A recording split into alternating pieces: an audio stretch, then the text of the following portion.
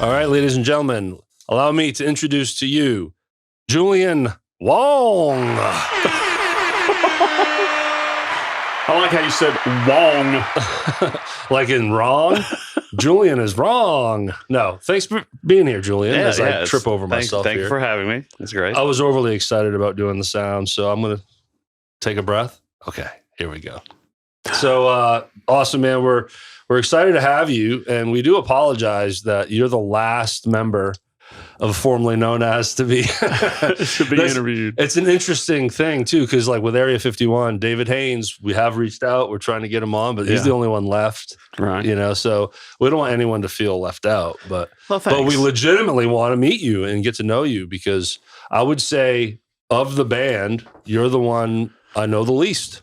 It's fair. You know, at the show, you're kind of like me, kind of can be quiet and, you know, and I've shaken your hand and introduced myself, but you know, we know Sean and everybody else. So, but when Seth was in here twice, we had to redo his interview. I do remember that. And you were a big part of the conversation because of his enjoyment playing with you. Playing with him is a dream. It's great. And we're going to get into that because you guys are an amazing pair. Mm-hmm. That's really, really solid how you guys do dueling guitars and singing, backup leads. Yeah, you guys are a real force, and we've always enjoyed listening to you. Cool. All right, thanks, ladies. Derek's talking too much. Here we go. Shut up, So, where are you from originally? Yes, thank you, Jeff. You're welcome. Memphis, born and raised. Really? Born and raised. Been here the whole time. I went from Memphis to like I was 4, moved to Cordova. Right. Yeah. And if I'm not mistaken, you're an engineer? Yes, electrical engineer. You're way too smart for this program. Man, we just dumbed your ass down. Sorry. Electrical engineer. I tell people that I play guitar in a band. Sure.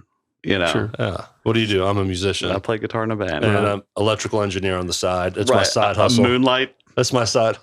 Moonlight. I'm freelancing. So I don't want to get off music for very long, but I'm actually very fascinated by that title, electrical engineer. What do you do as an electrical engineer? Do you design electrical grids and buildings, or how does that work? Kind of, yeah. If we're designing industrial plants, like giant acres of industrial plants for the petroleum world, chemical world, things like that, and anything that deals with electricity. Okay. Is my world. So is your work done on a computer? Oh, yeah. Okay. So you design it on a computer. AutoCAD. And then someone else takes that and brings it to life physically. Correct. What's interesting is Seth Kirkendall is another engineer, right? Or he works on dams. Yeah, he works with the Army Corps of Engineers. Wow. But his brain, he's I think he's a biologist. And I mean... And then you got Sean too. And then Sean. I was going there. But wait, no, Jacob. You know, Jacob's at the University of Memphis at Herf College of Engineering right now. And then you got Sean. And then you got Sean. We love you, Sean. It's just too perfect that he's. But I mean, good for Sean for hiring a fucking room of geniuses and amazing musicians. For sure. So you guys are, man, making me feel stupid. No. All right, so we'll get back on the music side of things now. But even, yes. Yeah. And I want to tie it into you saying that you're from here and went to high school here. And you went to high school with Bob Boscia? Is that true? Oh, yeah. Okay. At Christian Brothers. We're in the same class, yeah. Because I've seen some pictures of y'all sharing some bills. There's one coming up, I believe, as we record this. The timeline thing is going to be a little off. But I've seen you in the past do some... You've even filled in for Basket Case before, right? Yeah, whenever their guitar player can't make it or they don't have one, whichever. Which now is all the time. And there was a great picture out there where it was side by side, you two, from your high school yearbook. Yes. Yeah. I had to. I still have all my yearbooks, so I sent him those pictures. Oh, you took that shot? So did you guys play music individually in high school and then maybe even possibly together? No, both. Awesome. Let's hear about it. Nice. So me, Bob, let's see here, Steve Ash, Brian Ahern, we're all musicians, and we go just get together at one of each other's houses and play for maybe like some party, you know. we didn't play gigs per se. Yeah, but you're jamming out. Yeah, we're just jamming out and having a good time. Horrible songs. What were some of the songs? Like Bob and I still laugh about this. We learned Peruvian Skies by Dream Theater. Oh, well, geez, you guys jumped the shark quick. But this was like a joke because it's like, what's the song nobody would care about, nobody listens to, nobody knows? Let's learn that. But you want to look? I was in the same kind of band, and we tried to be Fish. Oh, cool. So it was wall to wall noise because we're trying to jam and free form. Telling you, it wasn't great. So, but that's what you do, right? Yeah, that's what you do, especially in high school. Yes, yeah. That's the time for it. Yeah, you figured it out. Yeah, and just have some fun with it. When did you kind of creep into that next level where you started playing paid gigs, or even not paid gigs, but a more professional setting? Okay. So at the end of high school, I hooked up with Zach Myers. Okay.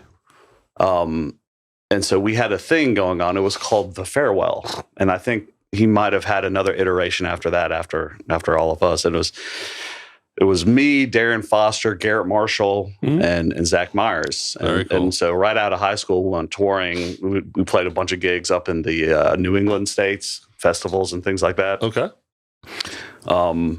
Did you hit Maine by chance? We did not. As far north as we went, and I think it was Delaware. Okay. Yeah. Yep. We played a festival, a music festival, and it was on the beach at Dewey Beach, Delaware. That was super cool. But so that was my jump into my parents. That was your first did not like that. But what I'm saying is that's the first time you kind of get on a stage with a group of musicians to play it like a professionally, if you will. Quasi. I mean, mine was a talent show at high school when I first played a stage. That's quite the way to jump in. Yeah, I mean, those names too. I mean, that was awesome. How did you connect with all of them?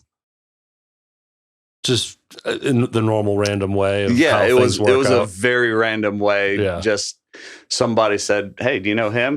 You should play with him." And I'm like, "Okay, yeah, sure." Yeah, that's the community for you. Yeah, you help each other out. Yeah, but we were young, at the time. So how old? 17, 18. Yeah, fantastic. Like right out of high school, I didn't go to school. I just played guitar. And then became an engineer. And later. Yeah, we'll get to that too. But how did the show go? Oh, they were great. Like, let's see. It was almost like screamo. I already love it. Hard rock, like stuff you would hear at the new Daisy. Okay. We did that a bunch too. But it was fun. It was screamo. Good. So what you're at that age? What years are we talking? Late 90s. Okay, could it be like System of a Down? No, like early 2000s. Sort of more like The Used or Glassjaw. Or So names I don't recognize, meaning that's like death metal kind of. Right? Not so much death metal. not as chuggy. Gotcha. Chuggy. Yeah. Chuggy. I'm gonna isolate that sound right there. Chuggy. It's gonna be a new resident sound. But you know what it means. Yeah. Of course, it's the chug. James Hetfield, downstroke chug, baby. I mean, it doesn't get better. Anyways, Jeff, I have not let you ask a question in a minute. Do you? Is there anything you want to ask? You can go ahead and do the squirrel because I was kind of squirreling. Yeah. I love these sound bites. Wake up.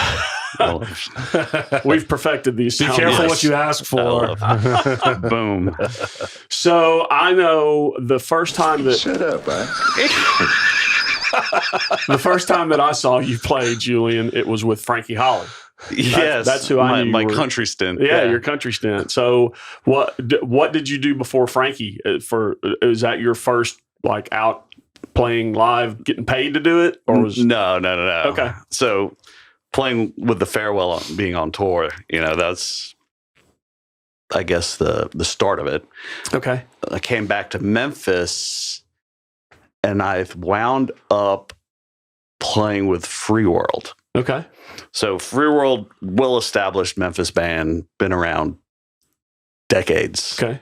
And their guitar player, Brian Overstreet, was like the guy I looked up to in Memphis. Like I heard him play it for the first time. I'm like, this guy's nuts.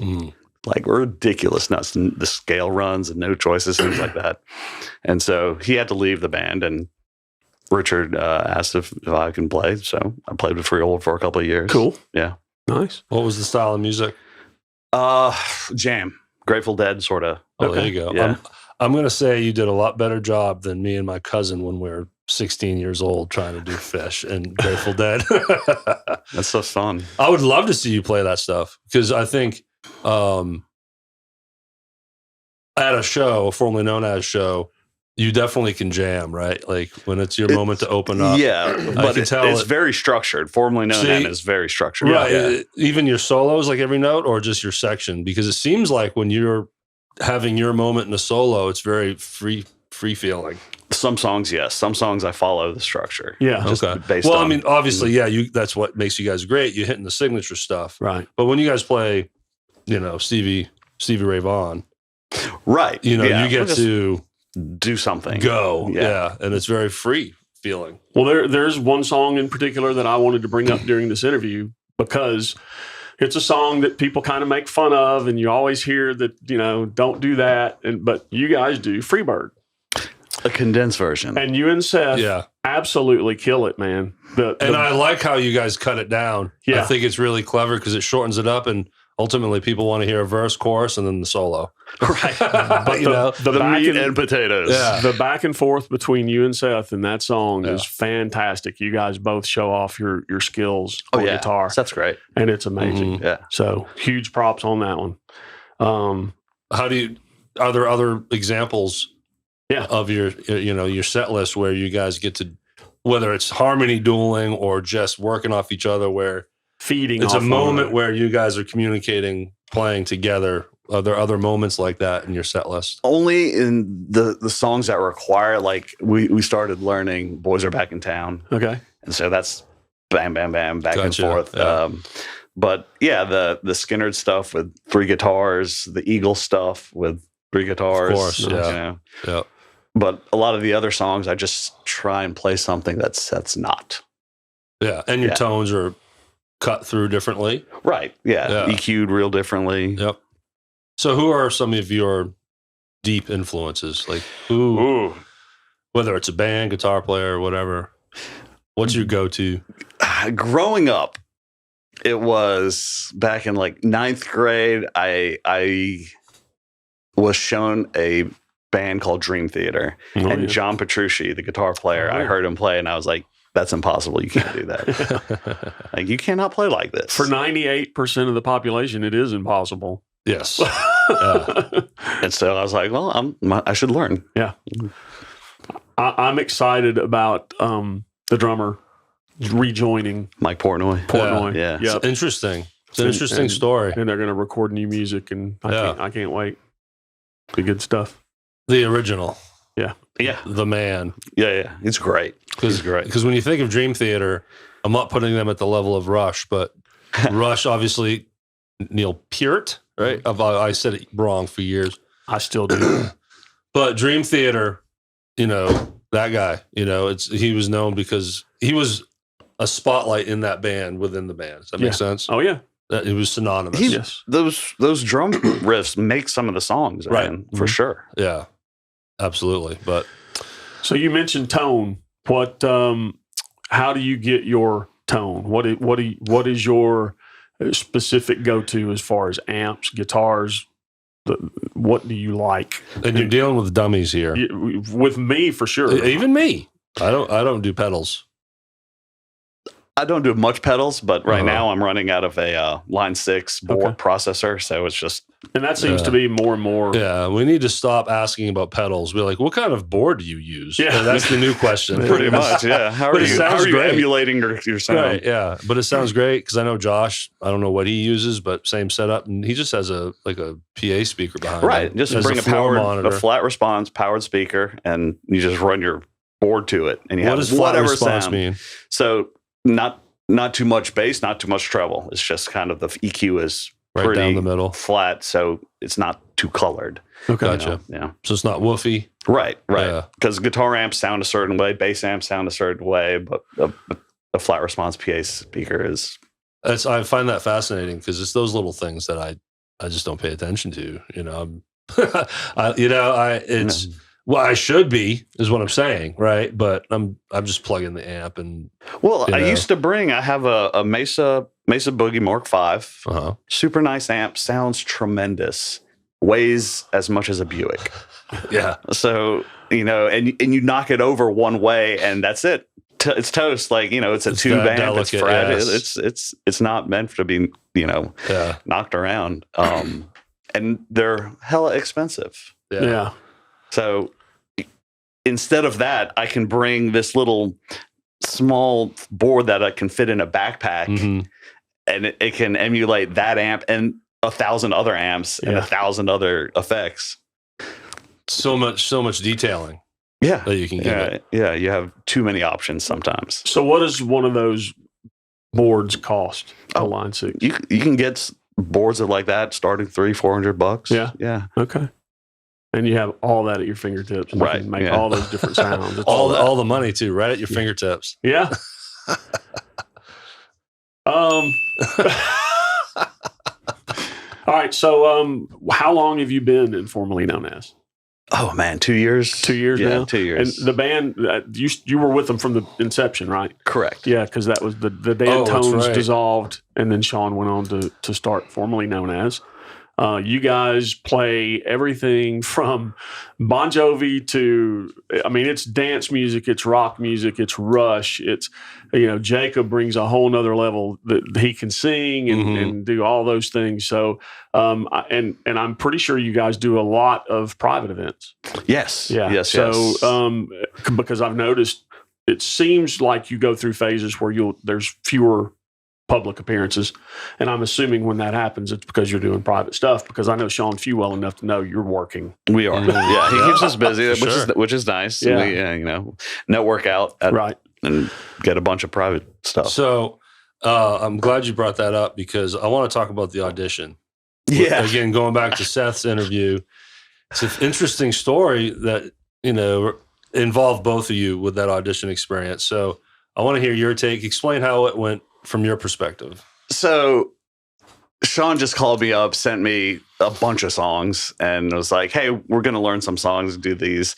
And my life's pretty busy at that time, and I didn't know what this band was about. I'm like, I'd actually never seen the Dan Tones. Were you at in that a time. band currently or just working your full-time gig? Both. So what band were you in? I think I was playing with Frankie at that time. Okay. Yeah. Okay. But Frankie, we gig not as much as formally. Right. So, and working full-time, family and everything, it's like, okay, fine. Yeah. So I didn't know what this band was. We didn't know where it would go, take off. So I went over the songs. I didn't really woodshed them. I just got the gist of them, figured it out. I'll go and because he gave you a full night's worth of songs to learn for an audition, right? Right. That's what Seth said. I'm like, damn, can we chisel it down to 5 or 10 for an audition, right? So we get in there and they're like, we'll play this. I'm like, I don't really know this. Sorry. And I'm sitting here thinking, I'm like, oh, they probably fired. Think, they hate me. Fired before hired. Yeah. So I pack my stuff up, walk out. Seth walks in, hey, cool. Good luck to you. See you later. So I didn't really give too much thought to it. You didn't put any pressure on. So it's not like you were nervous and like, man, I really hope I get this. It was just, hey, let's try. Yeah, exactly. That's cool. Yeah. If it works out, cool. If it doesn't work out, that's fine too. You know, life continues. And I'm glad it worked out how it worked out. Sure. Because playing with these guys is like a dream for any musician. I totally agree. I've done a couple of sub gigs with you guys, and it's playing with you and Seth and Sean is it makes the job easier. Even if you show up nervous, which I have. That's right. Every time you've subbed, several times. You've played with these guys. Yeah. Let's talk about from your perspective as far as like playing with these guys. Oh, we're just barking orders. Like, what are you doing? No, that's guys, not right. And you guys have seen me. I'm harder on myself than they Sean are. Few breathing fire. They're fantastic to play with for sure. It's a ton of fun, and you guys really do make it easy. If you halfway know the song, you can get through it because they're gonna pull the load. So, Julian, what's it like working for Jeff with Not for. I didn't really mean that as the definitely part. not No, for. not for. With. Oh, it's great. It's great. I'll pay you later. Yeah. Different because you wind up learning how Jacob does something. Sure. And then any drum, not just you, if you absolutely trade Jacob out for someone else, it's like, how is he going to start? Yeah. How is he going to end? Sean to band. All right, guys. So we got Jeff Ward filling in next weekend. Well, one thing that they all knew for certain when I subbed for Jacob is they didn't have to worry about me singing. Shit wasn't going to happen. Yeah, I was setting up the PA. I'm like, you need a mic? Nope. Don't even go there. It's hard to replace that part I of said Jacob. the same thing my wife said to me on our wedding night. Get that thing away from me.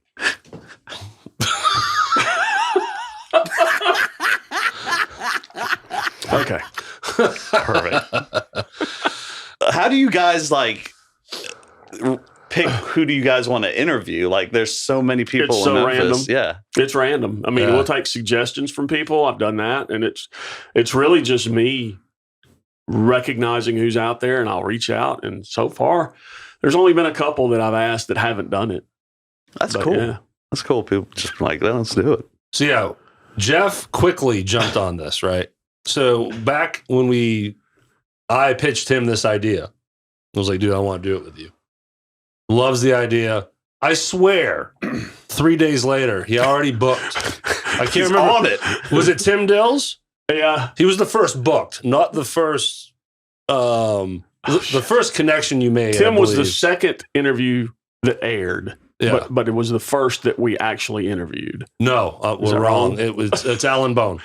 Alan Bone was our first interview ever. Okay. And but anyways, what I'm trying to say is, before I could even tell Jeff how this works or the timeline of things, he's like, "Hey, I got some guys booked for an interview." I was like, "Who?" But it was great. Right, so right. I tie that into the fact that because of Jeff's knowledge of the area too. I didn't know a lot of these people until Jeff brought him in here.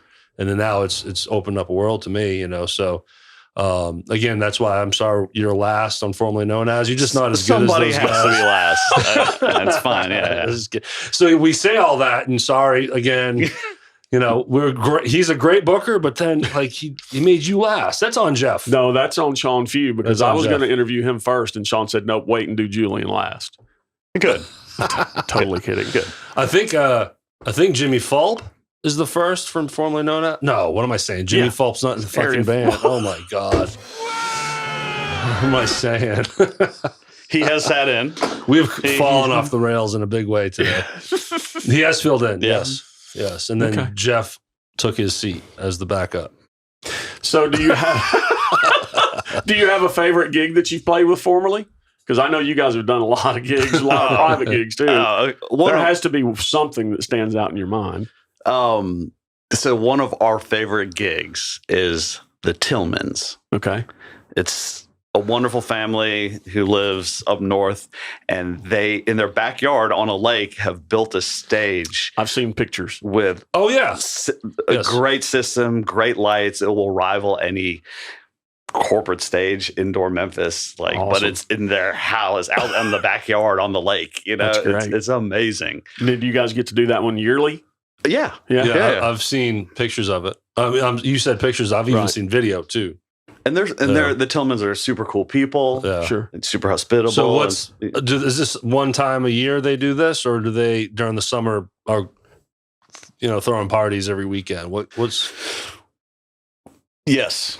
Because they throw multiple parties, and we've played there. I think we're going to be playing there in April this year. Okay. And they have other bands playing there also. Nice. So they put on a little festival back there. Yeah. And is it just all people in that area, just friends, family, or is it like tickets being sold? No, or friends and family. just come on over. Just out there with the grills and drinking beer and backyard party, done up. Man, back in the day, that would have been a sweet gig. Yeah. Now it'd be like, when can I leave? Because I don't drink. Yeah. But well, that sounds fun. You guys have played the rooftop, correct? We have Peabody Rooftop. That is. Yes, we have. I've played it actually with 3 different bands. Okay. At this point. 3. But it's an okay gig. The load in is brutal and load out. That is the worst part of that gig. Sure. And then the oppressive heat. Yes. Yeah. The oppressive. Yeah. If you're booked later on in the season, it's deep into summer, and before the sun goes down, you're up there and you're just drenched and you're sweating on your guitar and just yes, it's not pleasant. I was fortunate enough to play it once years ago with Mud Flap King. Yeah. And that's the only time I've experienced that load in, and I'm fine with not having another one because it's Spinal Tap. I mean, you're pushing your cart of gear through the kitchen. You know, like a part of the travel is going through their kitchen. Yeah. Stuff like that. Did you guys have to pause sound check for the ducks? Of course. Yes. Yeah, I thought that was pretty cool. Yeah, you have to. Like, you can't scare these ducks. You have to, all music down, PA off, or down all the way. You can't hit a snare. There's no tuning, nothing. No check, 1, 2. Silence. They roll out a red carpet across the roof. They're royalty. And what's the person walking with the ducks? The duck master. That's easy thing to remember. So the ducks lead the duck master across the rooftop on a red carpet, and then once they disappear on the other side of the roof, boom, you can start your sound check again. For years, I wanted to play that. You know, with some band, I just wanted to play the rooftop. And now that I've talked to so many musicians who say the load in and load out sucks so bad, it's awful. I no longer care. Yeah, I don't care. If I get to do it, great. If I don't, that's fine too. But once still a fun gig. Yeah. Overall, it's a party. Yeah. When you push, I've seen videos. It looks nuts. I mean, it's full of people. It's huge energy. Great. You know, once the setup is done, you can have a great time. Yes. I'd like to just pay somebody to take all my shit up there and set it up. Well, you're making the big bucks with Generation X now. With the rhythm section pod. That's right. Yeah. One of those is earning money. I'll let you figure out which one that is. I'm sorry, buddy. You know I love you. I hate you. So let's talk about electric engineering or electrical engineering. What's the proper term? Electrical. Yeah, you are an electrical engineer. Yeah. So how did this come to be? I don't know. I just one day, you know. I don't fucking know. I don't care about my audition. I don't really care about my. That was kind of funny how. I love how you live through your life, man. It sounds very happy. It is, and the guys will tell you that I don't. There's not a lot of stuff that gets me down and bothers me. Good for you, man. That's awesome. I spend most of my day smiling. Yeah. Love it. You're making us. You know who our major sponsor is for this podcast? Who? Hempville CBD. Perfect. Yeah. I need to introduce Julian to them. I'm going to have to bring my little jar of gummies I have, put it on the pod table, but with a warning sticker on it. Right. Anyways, didn't mean to cut you off there. So like this is later on in adulthood here, right? Yeah. Do you go back to college? Yeah. I mean, surely you got to have college to be an engineer of that degree. Yeah. One day I just decided to change my life. I got divorced, and I'm like, man, I need to do something different. Yeah. And so I just went to school, fast tracked it, graduated, got a job. What's fast track look like? So for that degree, how many years? It's a 4-year degree. Okay. You know, I did it in 3. Gotcha. Just loading up summers and everything. I just wanted to get it done as soon as possible. And I graduated college, got me a wife. I love how you say that. Got me a wife. Got me like, come here. She's great, by the way. What's her name? Laura. Hi, Laura. Laura and I have known each other since like 6th grade. Okay. Yeah, well, there were pictures of us like at a 6th grade dance, you know. Was Bob Boscia in that picture too? He was. He was so short you couldn't see him in the back. Now, you love that. Off the air, you mentioned your kids. Yeah. Now, are they both with Laura? Yes. So you had these children with? No, they're her kids. They're her kids. Yeah, I'm the bonus dad. Gotcha. Yeah. Gotcha. It's a pretty good bonus. Yeah. So that's it. I got me a wife and I got me 2 kids. Yeah. Just like that. And what are your kids' names? Amelia, 9. Okay. Scarlett, 13. Nice names. Okay. Cool. Scarlett sings. I'm trying to convince her to be like, you know, I do a little thing on the side where you can come and sing. Yeah. You know, carry all my gear and I'll let you sing a song. I'm pretty sure I'm lame. Yeah, oh yeah. To her. Oh, there's no doubt. My kids think I'm an idiot. Sure. Yeah. I'm lame. Yeah. So college ends, and what's that first position like? What's your first dive into that world? It was a referral. A friend of a friend was like, "Man, we need electrical engineers at our firm." Okay, cool. I just graduated. Let's do it. That's it. And they hired me on. And interviewing you is fun because your stories are just like, it happened. Yeah. Everything is like, it just happened. It just happened. I mean, it took a lot of prep to make it happen. Oh, for sure. But it's the way you come across and then deliver the story is beautiful. I love it. It's so chill. It just happened. His bandmates informally are going to be watching this episode and laughing their asses off. Oh, good stuff. So now, how many years have you been in it now? 2 years. Oh, yeah, okay. 2 years. I lose track of timeline quickly in interviews. I squirrel at least 50% always, right? That's like me in real life. Yeah, all day for sure. So 2 years in, okay. What's it like? What's life been like? It's great. I'm working in a room full of like freaking geniuses. Mm-hmm. Like these guys are like smart, like in real life smart, not just like academic book. I can do these equations smart. Yeah. They're like, you have to run this pressure at this through this pipe or else this will explode. Like all by memory. It's just all locked in. Yeah. And that is different because we've all known people who go to college, get a degree, and can't find their way out of their own house. This is practical smart. Yeah. Yeah. So there's a difference in book smart and just practical getting through life smart. Yeah. If you possess both of those, you're going to do well. So does this tie into like PA setups from bands? Yeah, can you fix your own amp if it quits? Yeah, actually, my senior project was a guitar processor. Nice. So distortion, different types of gain. You see how his face lit up when we have to talk about that? Yeah, like anything with electricity is my jam. Sure. Nice. Yeah, because you ran sound for Contraband. Yes, right? A 10th inning. He sure did. Yes, I run sound for Formerly when Brandon can't. Yep, he's or doesn't or whatever. But so once you play an outdoor gig that needs a PA, right? Which you guys will be at the Hernando Square, by the way. Oh, sweet. Sean didn't tell you. Oh, I think he might have. It's definitely an approved date. They're so busy he doesn't know which gig it is. I just show up and play, man. Yeah, I hear you. There's a Thursday in September where you guys will be playing. Cool. At the Square. Cool. Yeah, man. I'm looking forward to having y'all. It's gonna be cool. Bringing Formerly Known As to Hernando. They don't know what the fuck's coming. I'm telling you.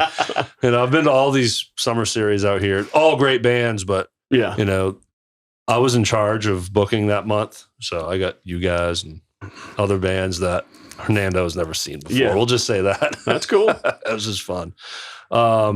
Good deal, man. Well, look, thanks for doing this. Thank you for having me. Is there anyone you want to say hello to or last words or your last wishes? Last words. Any last words? Yeah. Jeez. That escalated quickly. Yeah. No one ever returns from the studio.